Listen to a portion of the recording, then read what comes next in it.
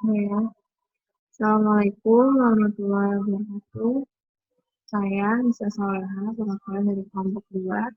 Kami menjelaskan tentang proposal bisnis frozen food dari kelompok 2.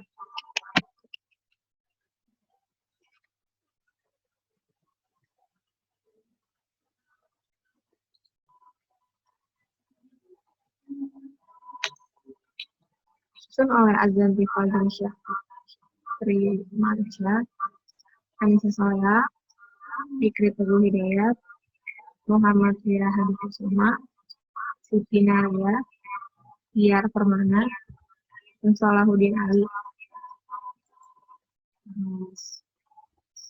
Jenis usaha yang kami pilih adalah frozen food. Karena pada saat ini, frozen food atau makanan beku merupakan salah satu alternatif agar masyarakat menyimpan makanannya lebih lama dalam keadaan yang masih segar.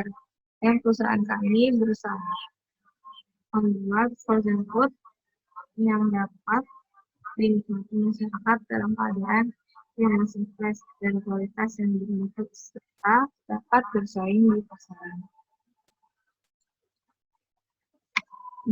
Jenis badan usaha yang kami pilih adalah Commandeer Packing Shop atau CV. Dibentuk oleh seseorang atau lebih yang mempercayakan dana atau barang asetnya pada seseorang atau lebih yang menjalankan suatu perusahaan dan berperan sebagai seseorang pemimpin untuk memilih tujuan secara bersama-sama dengan suatu tingkat keterlibatan yang berbeda-beda pada tiap anggotanya. Kenapa kami memilih CV? Karena modal yang dibutuhkan relatif kecil dan laba perusahaannya menjadi milik sendiri, serta kerahasiaan lebih terjamin, dan kami dapat mengawasi pengelolaan jalannya produksi produk kami sendiri. Sekian dari saya. Wassalamualaikum warahmatullahi wabarakatuh.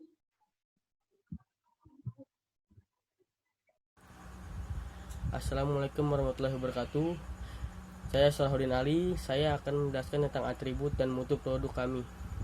Produk kami membuat produk dengan segar dan berkualitas serta memiliki kemasan yang menarik. Frozen Food mempunyai beberapa produk yang dipasarkan, diantaranya bakso aci. Bakso aci identik dengan pedas. Maka dari itu kami membuat kemasan yang menunjukkan bahwa produk bakso aci kami adalah produk bakso aci yang pedas, agar produk kami banyak minat dan laku di pasaran. Yang kedua, pempek. Pempek adalah makanan khas Palembang. Di sini kami mengemas produk pempek kami dengan kemasan yang sangat modern agar banyak yang tertarik membeli pempek frozen produk kami dan juga laku di pasaran tentunya. Dumpling atau dimsum. Dalam kemasan dumpling ini kami mengemas dengan perpaduan warna dan gambar yang menarik dengan tujuan agar menarik pelanggan dan laku di pasaran tentunya. Nugget ayam. Dalam kemasan nugget ayam ini kami menggunakan kemasan yang sangat praktis karena bentuknya tidak terlalu besar namun jumlahnya sama dengan nugget besar yang ada di pasaran, bertujuan agar menarik pembeli dan tentunya agar laku di pasaran.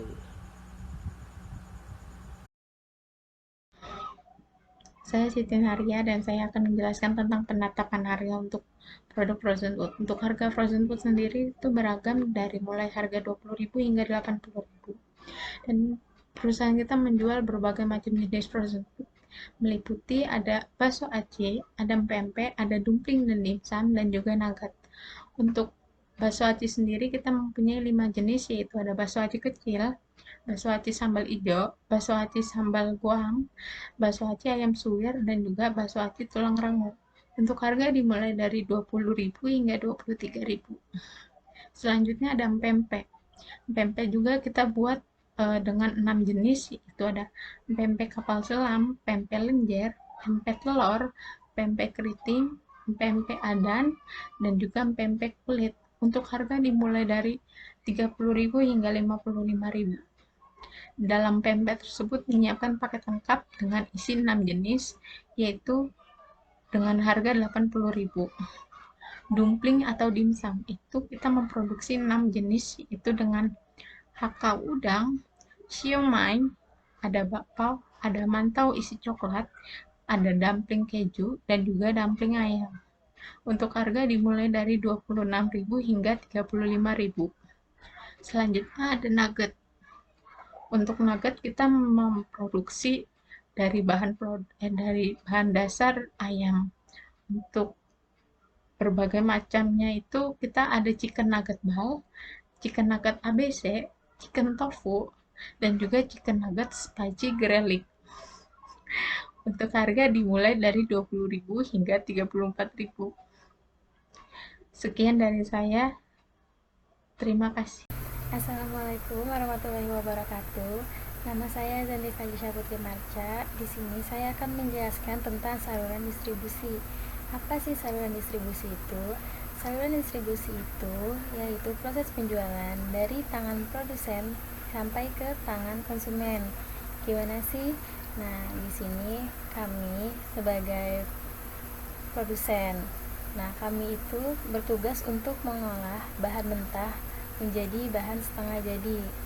Setelah siap sampai dikemas, barang itu akan dijual kepada agen-agen. Nah, setelah sampai di tangan agen, agen akan menjual barang tersebut kepada pengecer. Nah, pengecer ini yang akan menjual barang-barang tersebut langsung ke konsumen. Kenapa sih harus lewat pengecer dulu?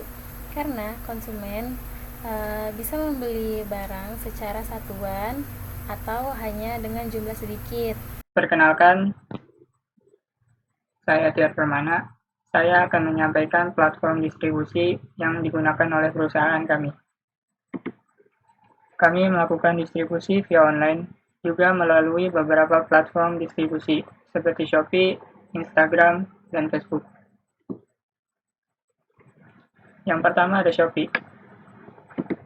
Alasan kami memilih Shopee karena di Shopee pengiriman lebih praktis serta jangkauan pangsa pasar yang lebih luas.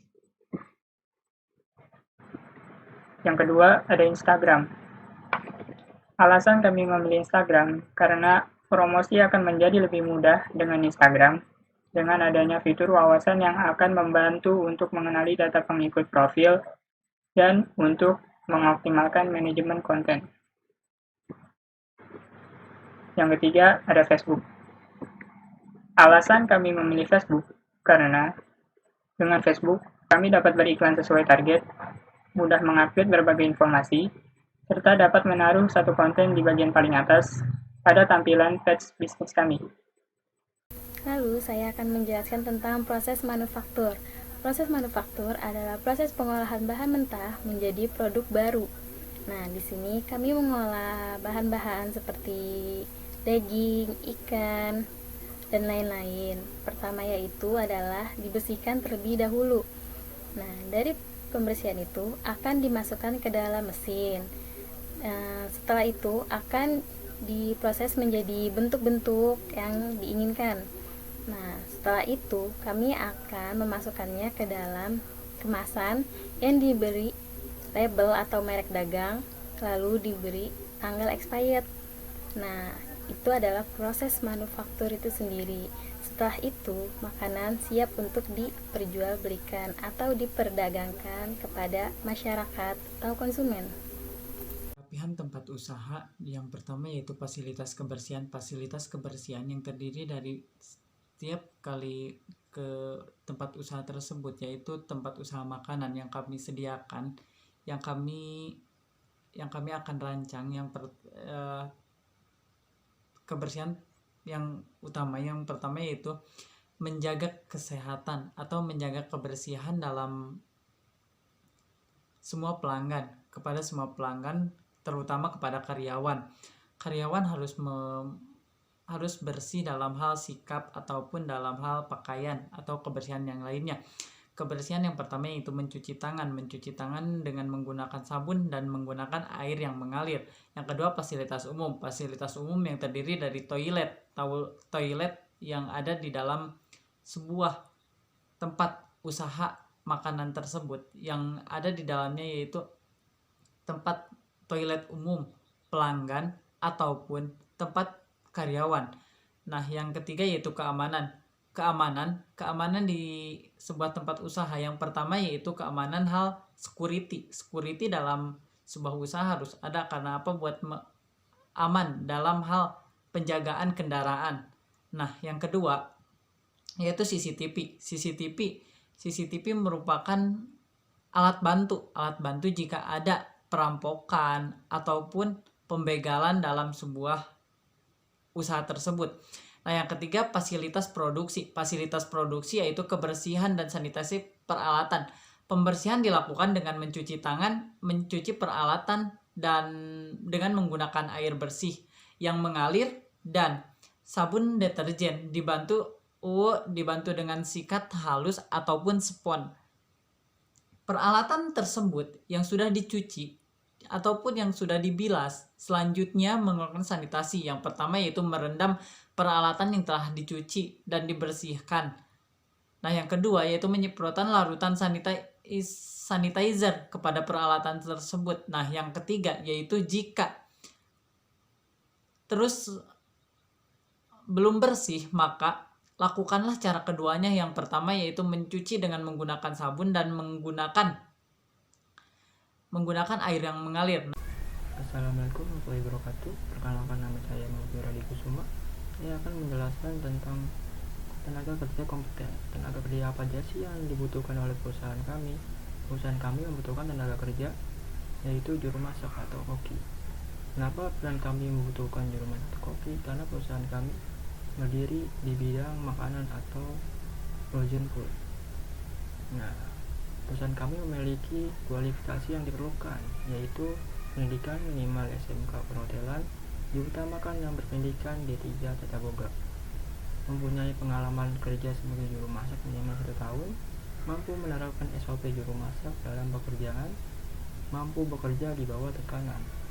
Nah, perusahaan kami juga memiliki peran dan tanggung jawab untuk juru masak atau koki, yaitu membuat kreasi berbagai jenis makanan sesuai dengan bidang keahliannya, melakukan eksperimen untuk menciptakan resep makanan dan melakukan evaluasi terhadap hasil.